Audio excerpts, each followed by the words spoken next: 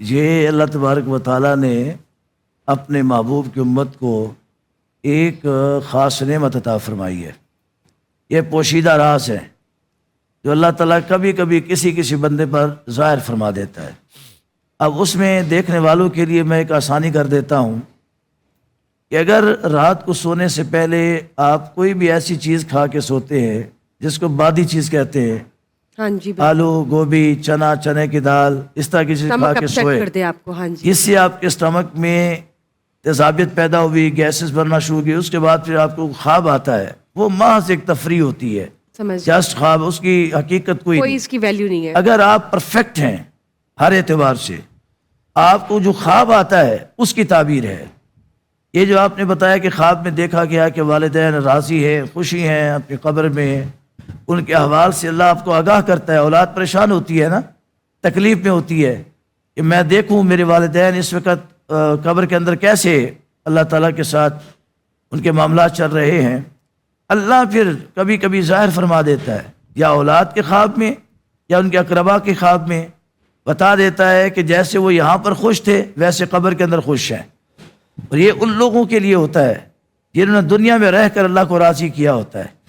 یہ ان لوگوں کے لیے ہوتا ہے جنہوں نے پیچھے نیک اولاد چھوڑی ہو، جو اولاد اعمال صالحہ کرنے والی ہو، اعمال اچھے عمل کرتی ہو. آقا علیہ الصلوۃ والسلام فرماتے ہیں کہ بہت سارے ایسے لوگ کہ جن کے ڈے بائی ڈے جنت میں درجے بلند سے بلند تر کر دیے جاتے ہیں. آج ایک سٹیپ پہ ہیں، کل دوسرے پہ، پھر تیسرے پہ، پھر چوتھے، پھر پانچویں، پھر چھٹے پہ. سوال کرتے ہیں یا اللہ ہمارے اعمال تو منقطع ہو گئے دنیا میں، ہم تو یہاں آ گئے، یہاں پر آنے کے بعد اعمال تو منقطع ہو گئے، تو یہ ہمارے درجے کیسے بلند ہو رہے ہیں؟ اللہ فرماتا ہے جو پیچھے اولاد چھوڑ کے آئے ہو، وہ اولاد روزانہ تمہارے لیے میری بارگاہ میں سفارش کرتی ہے، دعا و استغفار کرتی ہے، صدقات و خیرات کرتی ہے، تو اس کا اجر میں تمہیں یہاں عطا فرماتا ہوں. کیا بات ہے. اور اس کے لیے یہ چیز بھی ہے کہ اگر میرے والدین، میرے والد صاحب، میری والدہ، ابھی 2025 میں ریسنٹلی ان کا وصال ہوا، 6 ماہ کے وقفے سے دونوں داغ مفارقت دے گئے. اللہ ان کی قبروں کو روشن و منور فرمائے. تو میں اظہر منیر یہ نیکی کا عمل کر رہا ہوں، تبلیغ کر رہا ہوں، نماز پڑھ رہا ہوں، قرآن پڑھ رہا ہوں، پڑھا رہا ہوں، صدقہ کر رہا ہوں، یا لوگوں کو ترغیب دے رہا ہوں.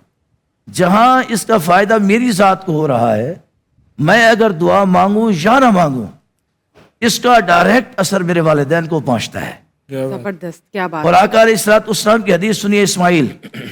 یہ میں اپنے دیکھنے والوں کو آج جمعہ کے دن ایک بڑا خوبصورت ہدیہ دیے جا رہا ہوں. آقا علیہ السلام فرماتے ہیں جب بھی تم صدقہ خیرات کرو، جب بھی تم اللہ کی راہ میں کچھ پیش کرو، تو یہ کہہ کر پیش کرو یا اللہ اس کا ثواب میں اپنے ماں باپ کو پیش کرتا ہوں. فرمایا ان کو بھی ثواب ہوگا اور تمہارے ثواب کے اندر بھی اللہ کمی نہیں آنے دے گا. کیا بات ہے. یعنی اس سے آپ 2 فائدے اٹھا رہے ہیں، ایک تو ماں باپ کو راضی کر رہے ہیں اور ایک اللہ کو راضی اپنے لیے کر رہے ہیں. اتنا پیارا تحفہ ہے کہ اللہ تعالیٰ نے ہمیں دنیا میں بھی، اگر ہمارے کوئی عزیز رشتہ دار جو ہیں وہ چل بسیں، تو اللہ تعالیٰ ان کے ساتھ بھی ہمارا ایک تعلق جو ہے وہ قائم رکھتا ہے. ثواب پہنچانے کے لیے ان کو ذکر و اذکار کے ذریعے، قرآن مجید کے ذریعے، سورہ ناس، سورہ فلق، یہ جو سورہ اخلاص ہم پڑھتے ہیں، سورہ فاتحہ ہم پڑھتے ہیں، اور ہمارے کنیکشن ان کے ساتھ رہتا ہے ہمیشہ ہمیشہ کے لیے، جب تک ہم نہیں جانے والے، ہمارا وقت نہیں آیا. اور ہر کسی کا وقت آنا ہے اور موت کا ذائقہ وہ ہر کسی نے چکھنا ہے، پھر دوبارہ سب نے قیامت کے دن زندہ اٹھائے جانا. اور یہی آخرت پہ یقین رکھنے والے، ایمان لانے والے لوگوں کی نشانی ہے کہ وہ اس پر یقین رکھتے ہیں. کیا کہنا چاہیں گے آپ کہ سورہ فاتحہ یوزلی، اچھا سورہ فاتحہ کے بارے میں یہ بھی بتا دیجئے کہ سورہ فاتحہ جو ہے اور سورہ اخلاص، صرف ان دونوں کے مجموعے سے ہی ہم جب اصال ثواب بھیجتے ہیں تو کیا برکت پڑتی ہے، کیا رحمت پڑتی ہے کہ مغفرت کی ایک وہ جو بنتا ہے اس کا؟ سورہ فاتحہ جو ہے اگر اس کو 4 مرتبہ پڑھا جائے تو مکمل ایک قرآن کا ثواب ہے. 4 مرتبہ، لیکن ہم تو ایک مرتبہ پڑھتے ہیں نا، 3 بار سورہ اخلاص پڑھتے ہیں کسی تو کو. تہائی قرآن کا آپ کو ثواب مل گیا نا، لیکن 4 مرتبہ پڑھ لینی چاہیے. اگر سورۃ اخلاص آپ 3 مرتبہ پڑھتے ہیں تو اس پر مکمل قرآن کا ثواب ہے. تو آپ فاتحہ، اخلاص، یہ قرآن کی معتبر اور خوبصورت ترین صورتیں ہیں. کیا بات ہے. اور یہ ام الکتاب بھی ہے سورہ فاتحہ جو ہے.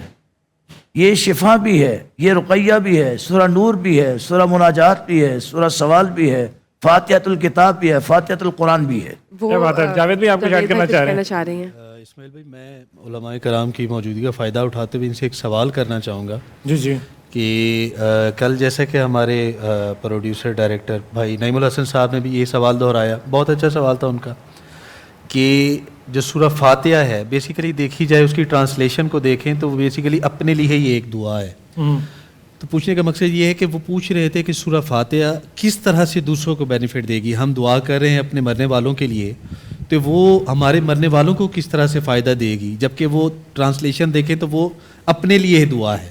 تو ہم کہتے ہیں کہ سورہ فاتحہ پڑھ کے ہم نے کسی کے سالے ثواب یہ سوال میں آگے لے کے جاتا ہوں، ذاتی طور پہ یہ وہی والی بات ہے جو ابھی ہم نے کی کہ اللہم اجرنی من النار کو آپ نے کہا جرنی نہیں کرنا، اجر نہ کرنا ہے، کریں گے تو ہم تاکہ پھر اگلے پہ دعا جانی۔ میرا تو خیال ہے میں وہی جرنی کر کے نیت میں اگلے کو بھی دعا دے دوں کہ اللہم اجرنی من النار۔ میرا اس میں کانٹیکسٹ یہ ہے کہ اللہ بہت بڑا ہے، اگر لٹرل میری زیر زبر سے اگر میں دعا ان کو دے رہا ہوں تو نیت سے چلی جائے گی، لیکن سوال تو بڑا اچھا ہے۔ نہیں، سوال بہت پیارا ہے۔ دیکھیں دعا تو اپنے لیے، تو پھر باقی امت کو کس طرح سے فائدہ ہو رہا ہے، ہمارے اہل و عیال کو آپ کیسے فائدہ ہو دیکھیں رہا ہے؟ نا، ایک مال میں نے کمایا، محنت مزدوری کی، مہینہ بھر کام کرتا رہا، مہینے کے بعد مجھے اس کا بینیفٹ ملا، اس کی تنخواہ ملی، اجرت ملی۔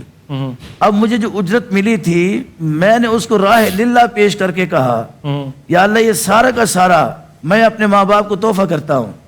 اچھا، دعا کر کے اجرت ہم نے اپنی دی ہے اور پھر آپ نے وہ کیا ہے۔ فاتحہ میں نے پڑھی ہے، ٹھیک ہے، فاتحہ کے سیغے یہی ہے نا، اس میں دعائیہ کلمات یہ ہے، اہدنا الصراط المستقیم صراط الذین انعمت علیہم غیر المغضوب علیہم ولا الضالین۔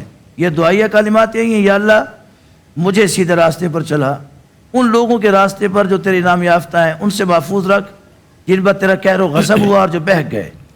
انسان دعا اپنے لیے کر رہا ہے، پڑھتا بھی اپنے لیے، مگر ساتھ ہی کہتا ہے یا اللہ میں نے تیری حمد و ثنا جو بیان کی ہے، الحمدللہ رب العالمین پڑھا ہے، الرحمن الرحیم تیری صفت و ثنا بیان کی ہے، مالک یوم الدین تیری عظمتوں کو بیان کیا ہے، ایاک نعبد و ایاک نستعین تیری الوہیت کا اظہار کیا ہے، اپنی بندگی کا اقرار کیا ہے، مالک اس کا اجر و ثواب جہاں مجھے عطا فرمانا ہے، میں چاہتا ہوں کہ میرے والدین کو اس کا ثواب پیش کر، میرے عزیز و قربہ کو پیش کر، جیسی آیت مبارکہ دعا ہے ربنا اغفر لنا ولاخواننا سبقونا بالایمان، یا اللہ ہمیں بخش، ہمارے بھائیوں کو بخش وہ جو ہم سے پہلے ایمان لے کے آئے اور دنیا سے رخصت ہو گئے۔